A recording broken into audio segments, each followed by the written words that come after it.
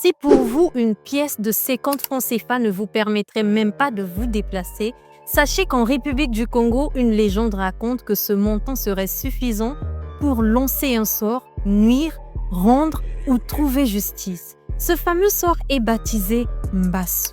Et aujourd'hui, nous allons essayer de comprendre ce qu'il est réellement. Peuple congolais, histoire.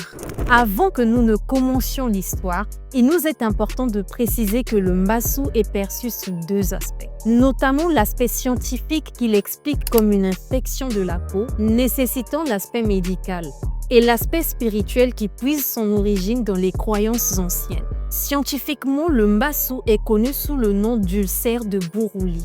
C'est une maladie de la peau causée par une bactérie appelée Mycobacterium ulcerans. Elle a été identifiée pour la première fois dans le district de Buruli en Ouganda, avant d'apparaître au Congo dans les années 1950.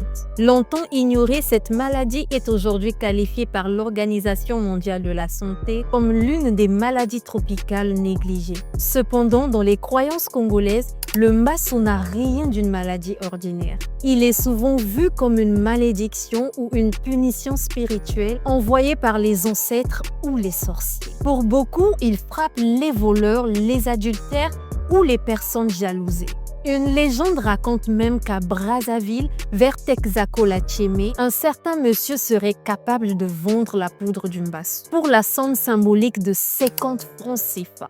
Cette poudre de couleur grisâtre serait déposée sur le chemin de la victime ou soufflée vers le coucher du soleil tout en prononçant son nom à voix basse. Selon la croyance, marcher sur cette poudre ou passer sur ce lieu maudit suffirait pour être atteint du Mbassou. Et seule votre innocence pourrait vous aider à retrouver la guérison. Toutefois, sur le plan médical, les chercheurs sont clairs.